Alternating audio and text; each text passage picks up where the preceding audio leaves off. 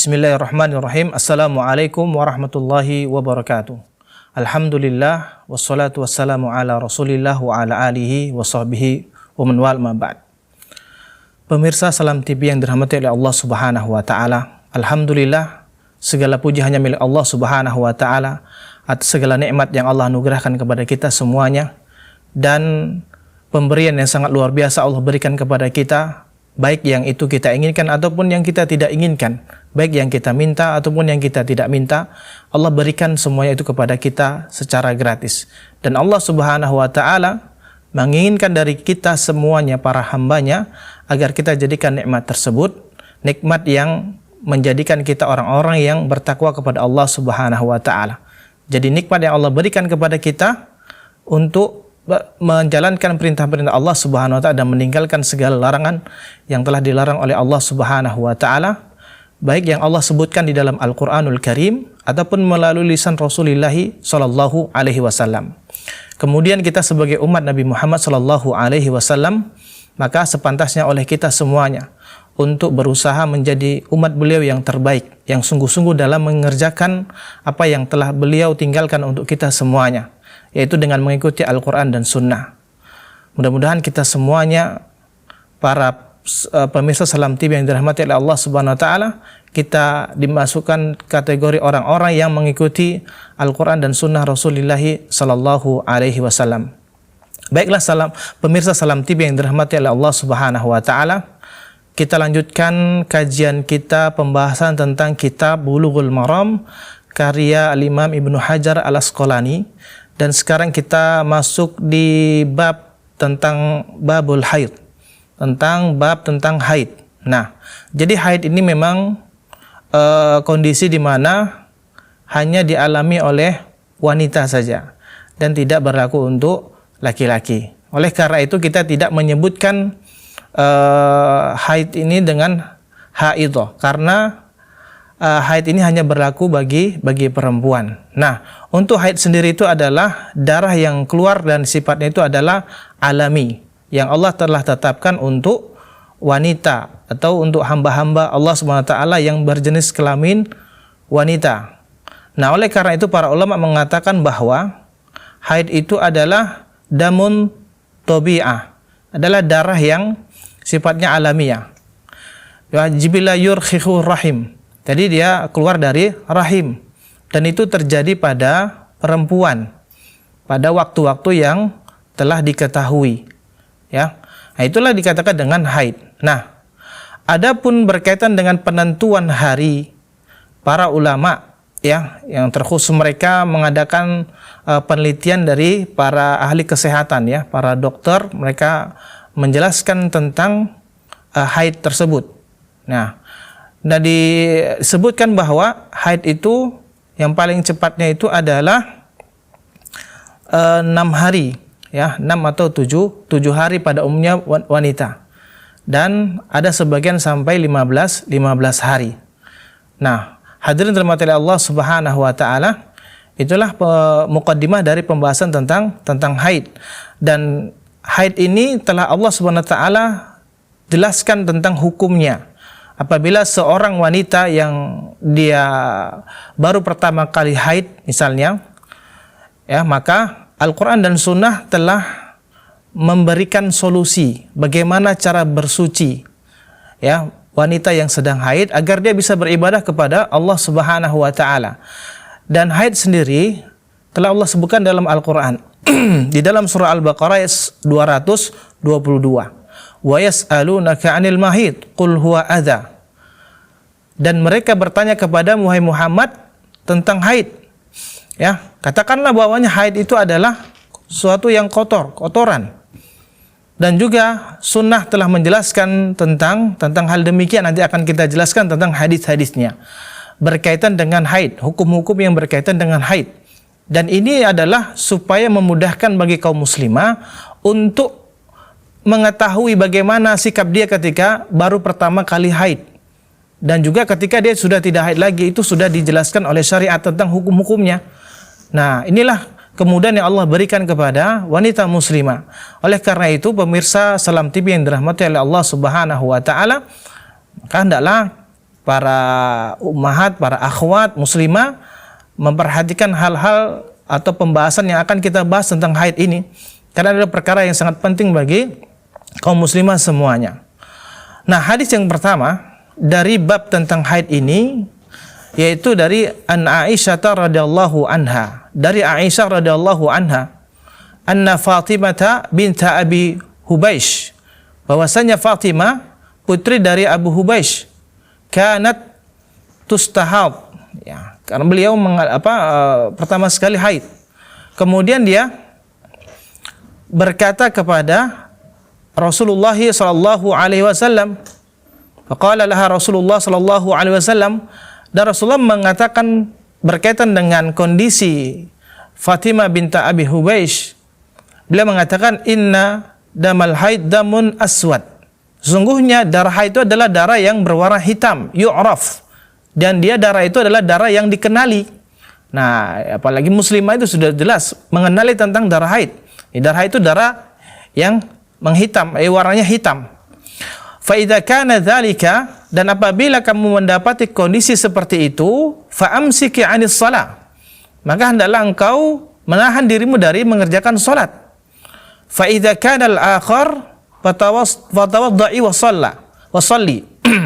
Dan apabila kamu selesai dari haid tersebut, maka kamu berwuduklah, kemudian kerjakanlah salat.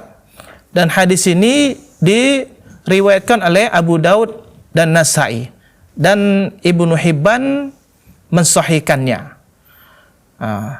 Akan tapi Abu Hatim mengingkari hadis tersebut.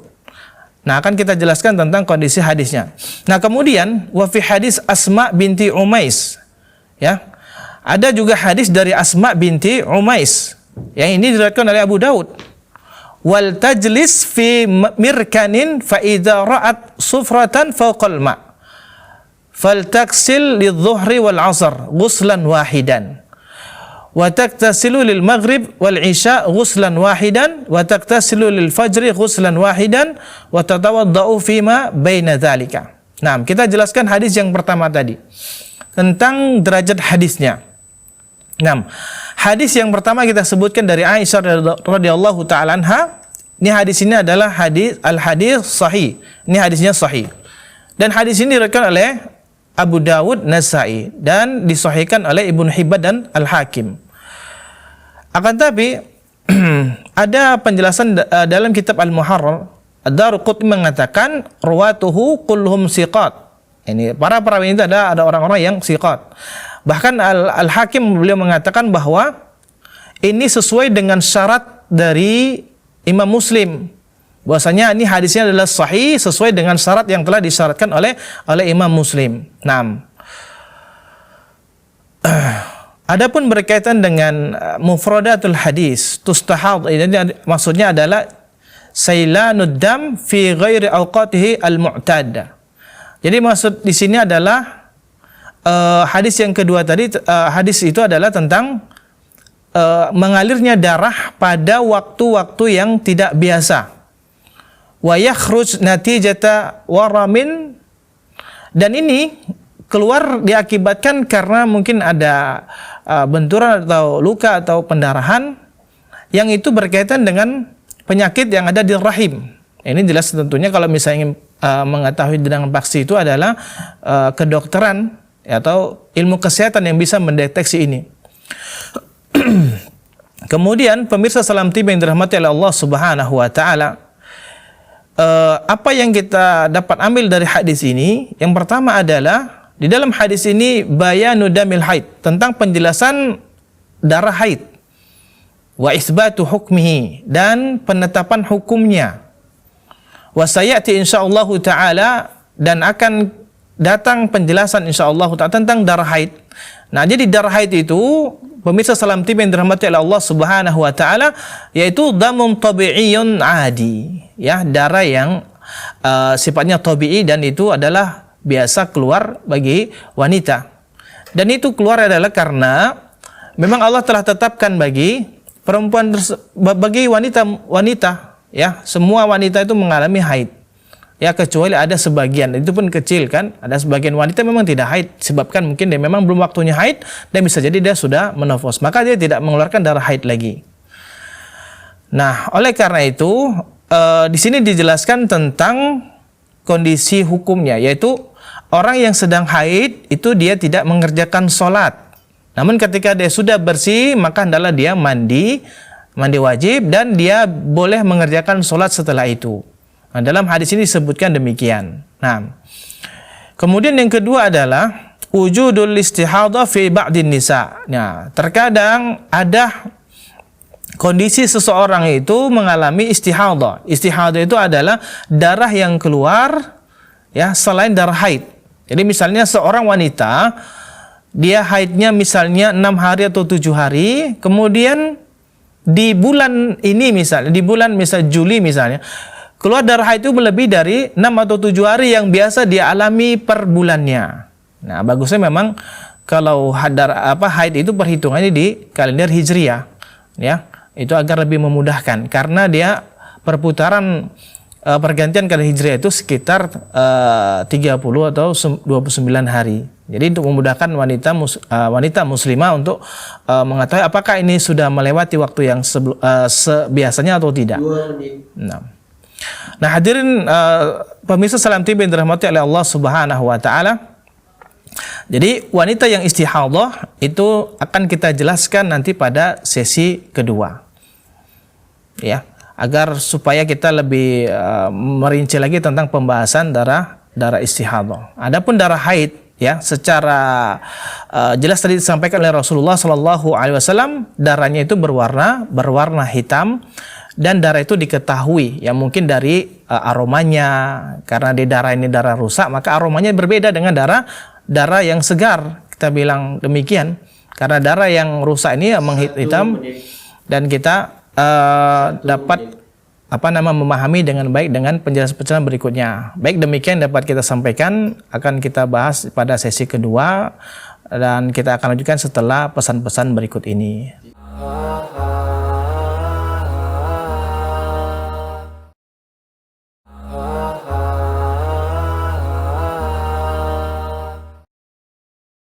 Baik pemirsa Salam TV yang dirahmati oleh Allah Subhanahu wa taala, kita lanjutkan kajian kita tentang bab haid. Jadi kita tadi sudah jelaskan tentang darah haid itu, bahwasanya darah haid itu adalah darah yang keluar pada waktu yang telah ditentukan oleh Allah Subhanahu wa taala, dan itu darah itu adalah merupakan sifatnya tabi'i. Ya, sesuatu yang lumrah dan maklum itu bagi wanita, ya, keturunan Bani Adam.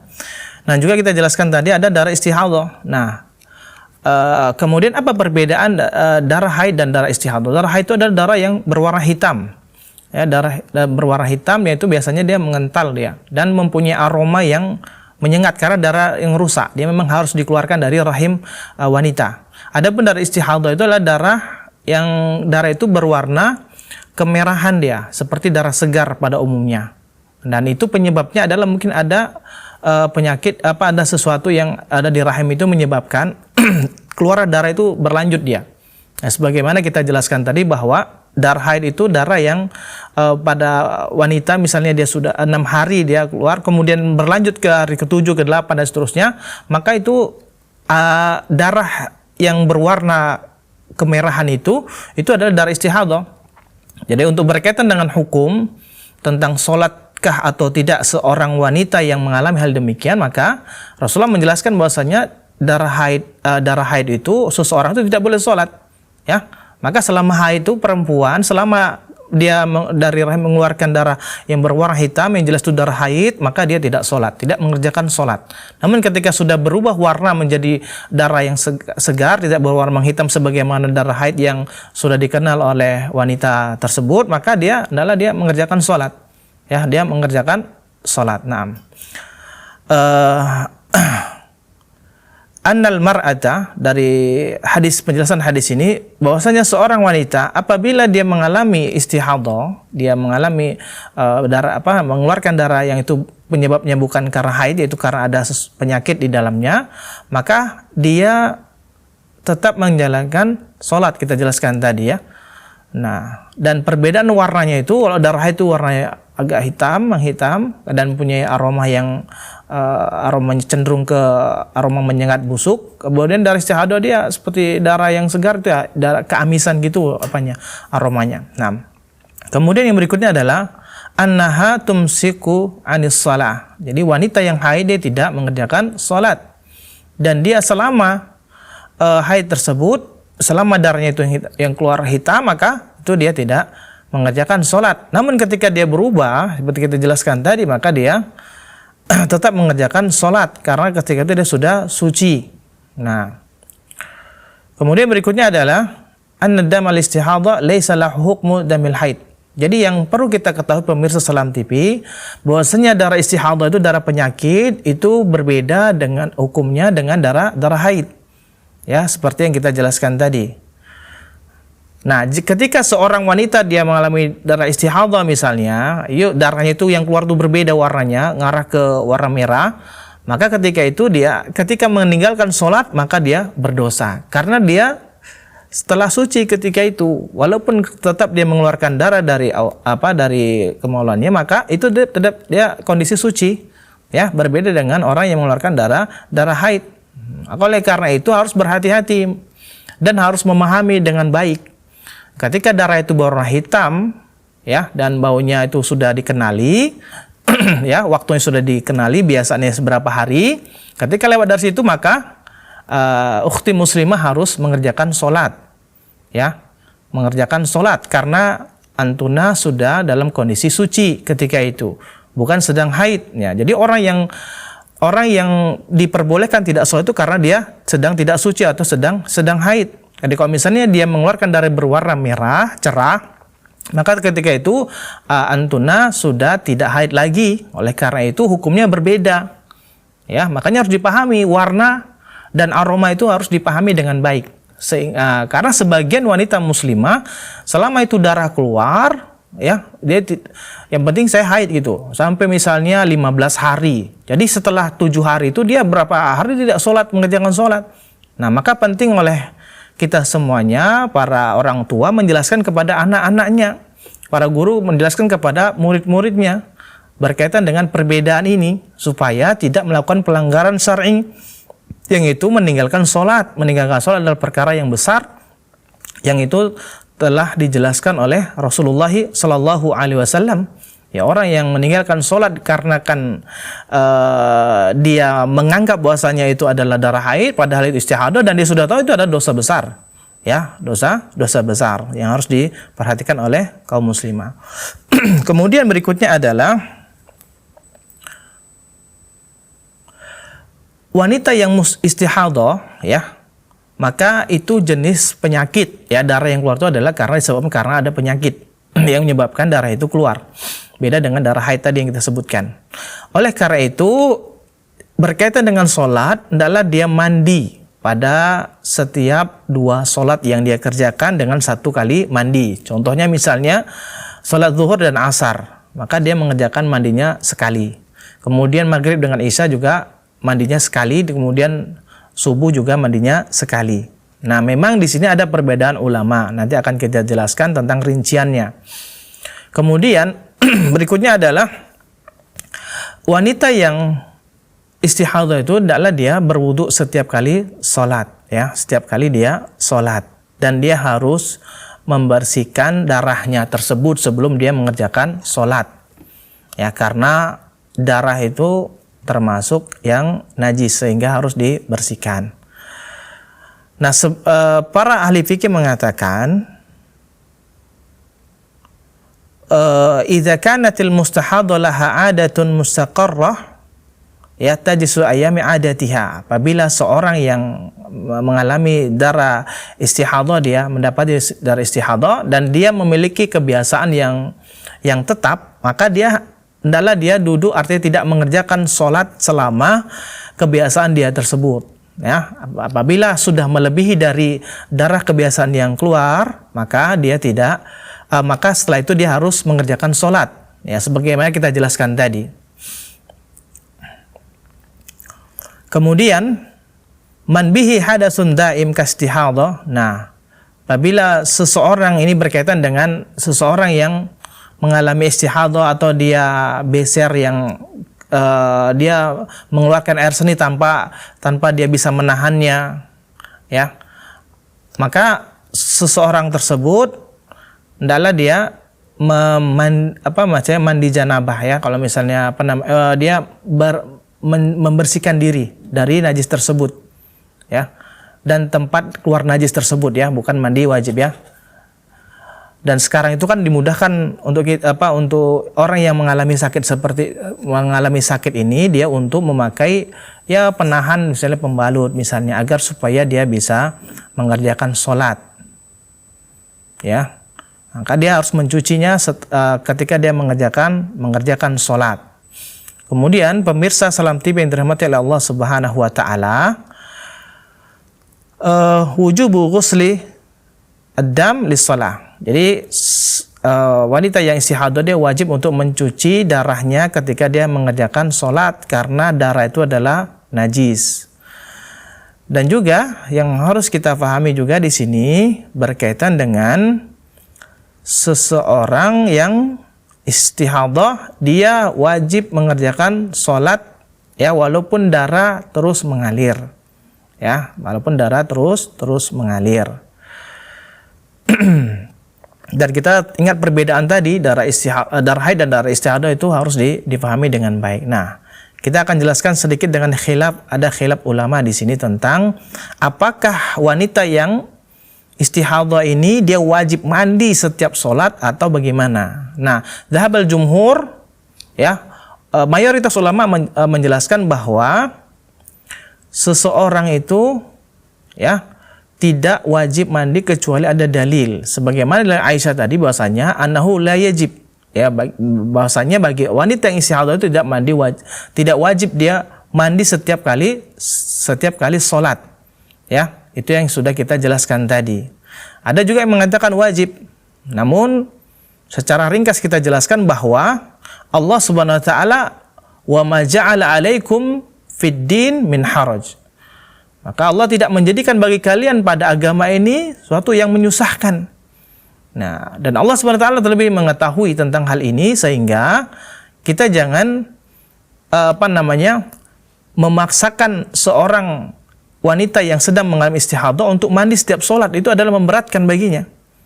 Maka kita lihat dalil-dalil yang diutarakan oleh yang mengatakan itu tidak wajib, adalah mustahab setiap mengerjakan sholat untuk mandi bagi wanita yang istihadah atau mengalami penyakit.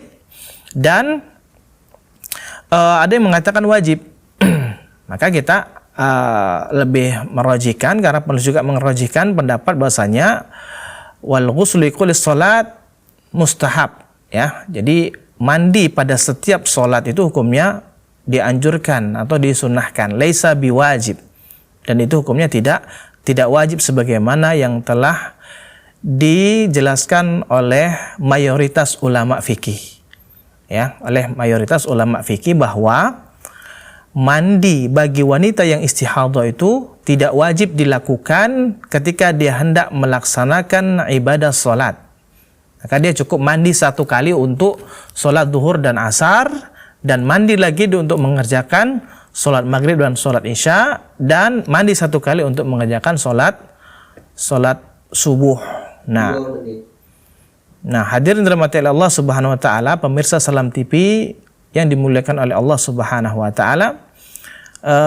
Saya rasa kita cukupkan sesi kedua ini, dan kita dengarkan atau kita saksikan pesan-pesan yang akan tampil berikut ini.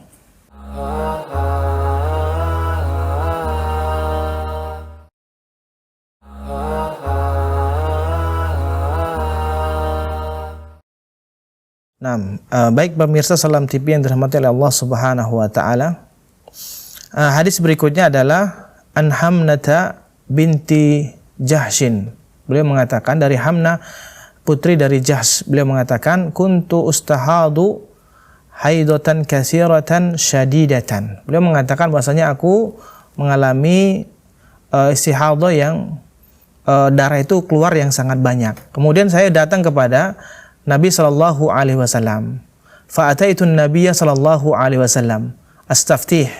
Kemudian aku datang kepada Nabi sallallahu alaihi wasallam ya meminta fatwa kepada beliau tentang kondisiku ini. Faqala inna ma hiya raqdatun minasyaiton. Ya, fatahayyadi sittata ayyamin aw sabata ayyam. Summa iktasili. Ya, itu adalah termasuk dari perbuatan syaitan.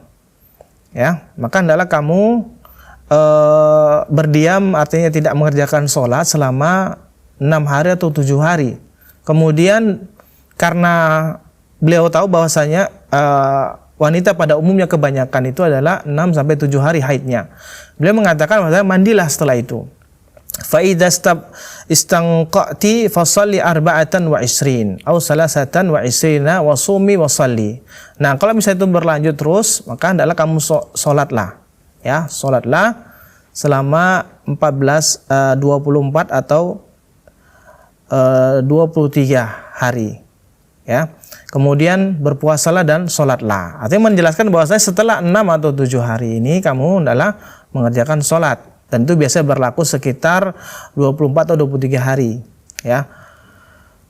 Kemudian wa kadzalika faf'ali kulla syahrin kama tahidun nisa. Kemudian kamu lakukanlah sebagaimana setiap bulannya sebagaimana wanita-wanita haid pada umumnya.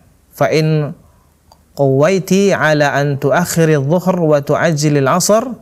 Kalau misalnya kamu mampu mengakhirkan salat zuhur dan kamu menyegerakan salat asar, thumma iktasili hina tadhurina wa tusalli dhuhr wal asr jami'an. Namun kalau kemudian kamu mandi ketika engkau suci dan hendaklah kerjakan salat zuhur dan salat asar ya semua berbarengan.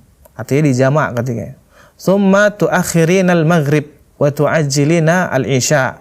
Kemudian kamu mengakhirkan salat maghrib dan menyegerakan salat isya. Artinya menjamaknya. Thumma taqtasilina wa tajma'ina baina sallataini faf'ali. Kemudian engkau menjamak antara dua salat tersebut, maka kerjakanlah wa taqtasilina ma'as subuh fa tusallin. Kan kamu mandi ya untuk mengerjakan salat subuh.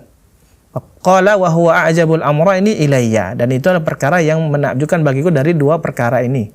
Ya, hadis ini diriwayatkan oleh ya Imam yang 5, kemudian disahihkan oleh At-Tirmidzi dan dihasankan oleh Al-Bukhari. Nah, hadis ini ya telah disahihkan oleh Al-Imam At-Tirmidzi. Nah, kita menjelaskan tentang apa yang dapat kita ambil faedah dari hadis ini. Yang pertama adalah adanya wanita-wanita yang istihadah di zaman Nabi Shallallahu Alaihi Wasallam. Dan mereka mendatangi Nabi alaihi salatu wassalam ya untuk meminta petunjuk kepada Rasulullah sallallahu alaihi wasallam berkaitan dengan apa yang disyariatkan oleh Allah untuk mereka.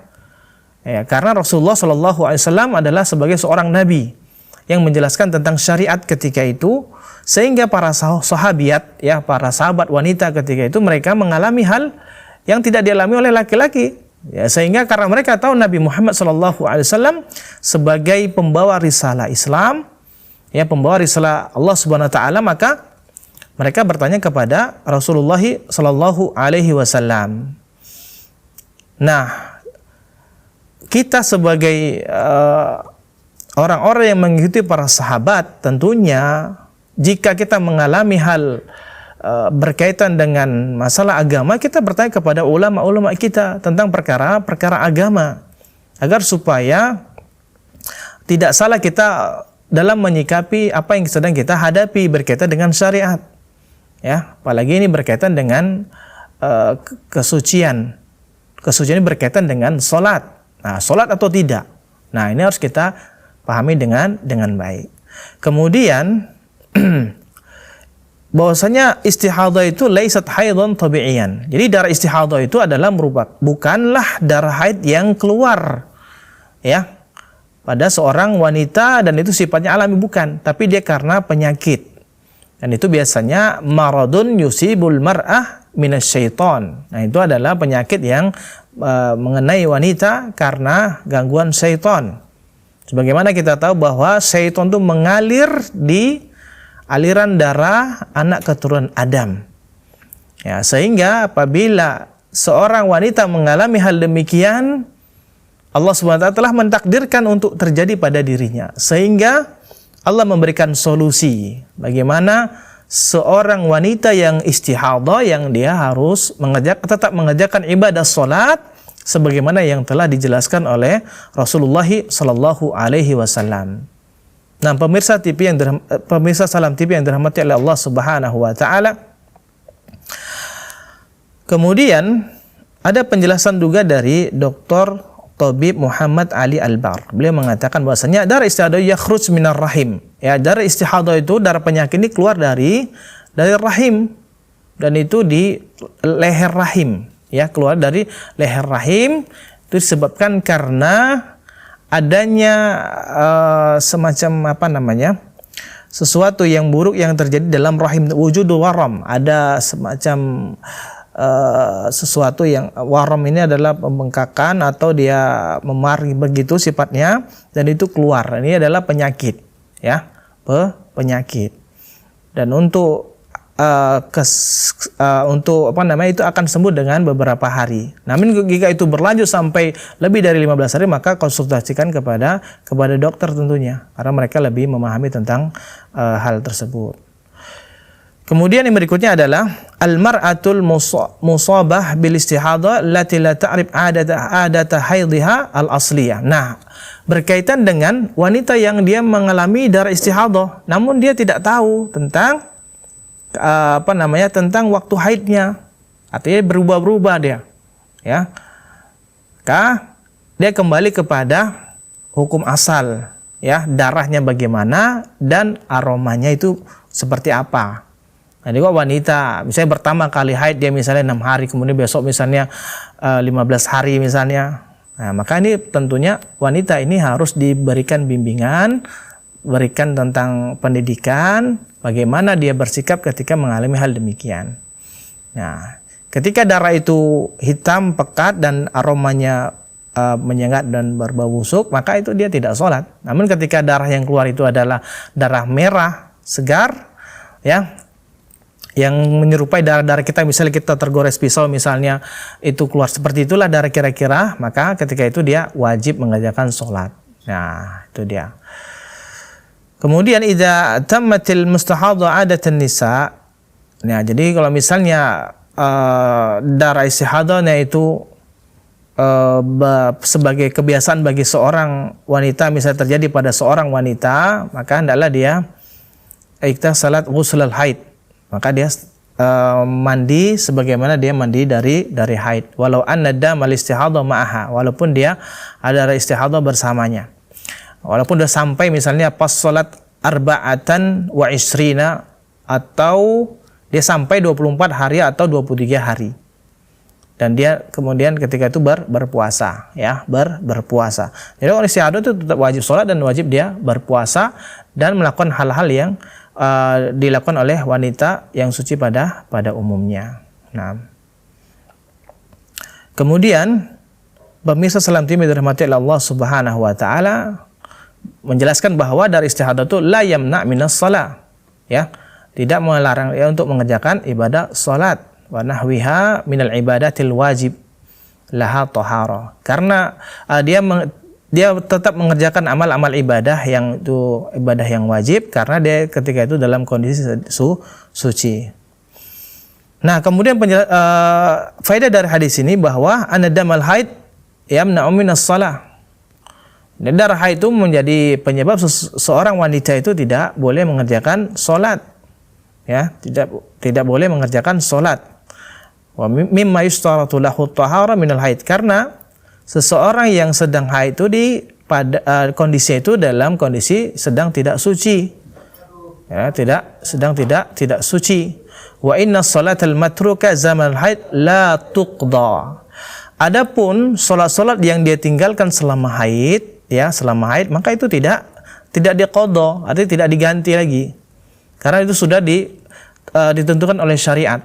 Jadi jangan paksa, misalnya sebagian orang tuh ada yang belum sampai ilmu tentang perkara ini, sehingga mereka 6 hari nggak sholat, setelah itu dia mengqadhanya, ya, mengqadha sholatnya. Itu tidak ada kecuali puasa. Kalau puasa ditinggalkan karena dia haid, maka dia mengqadhanya karena itu dijelaskan oleh syariat demikian. Jadi jangan kita buat-buat hukum yang itu tidak dijelaskan oleh Nabi kita yang mulia alaihi salatu wassalam. Ya. Jadi kita harus jelas. Harus ya, pemirsa Salam TV dirahmati Allah Subhanahu wa taala. Kita yang sudah jelas, syariat itu sudah jelas. Apa yang telah dijelaskan oleh Rasulullah sallallahu alaihi wasallam. Lagi berkaitan dengan hal-hal yang demikian, ini khusus berkaitan dengan perkara haid, ya, perkara haid dan istihadah. Dan juga para ulama sepakat bahwa an-nadam, bahasanya darah itu adalah najis. Yajibu ghusluhu bi ijma'il ulama, ya. Jadi darah itu yang keluar itu, ya, terutama dari istihadah, itu wajib dia harus dicuci walaupun dia wajib mengerjakan sholat, ya, dia harus mencucinya sebelum dia mengerjakan sholat. Nah, jumhur ulama la yujibuna al-ghusla 'ala al-mustahadhah. Dan dalam hadis ini juga menjelaskan bahwa mayoritas ulama menerangkan wanita-wanita yang sedang istihadah itu tidak wajib mandi setiap dia mengerjakan sholat. Nah, jadi kapan dia mandinya? Setelah dia berhenti haid. Artinya setelah dia rasa bahwasanya darah ini adalah berbeda dengan darah 6 hari sebelumnya. Sehingga ketika sudah selesai darah yang warna hitam pekat tersebut, maka dia setelah selesai itu, walaupun darah tetap berlanjut tapi darahnya berwarna merah, maka dia mandi wajib. Karena untuk membolehkan dia untuk mengerjakan ibadah sholat. Nah, oleh karenanya muslimah sekalian, pemirsa Salam TV, agar memperhatikan hal ini, ya. Mudah-mudahan kajian kita berkaitan dengan bab haid ini dapat dipahami, khususnya para muslimah, dan orang tua juga perlu untuk memahami ini, untuk mengajarkan kepada putri-putrinya berkaitan dengan hukum haid dan istihadah. Mudah-mudahan bermanfaat. Wassallallahu nabiyana Muhammad wa ala alihi wa sahbihi ajmain. Wassalamualaikum warahmatullahi wabarakatuh.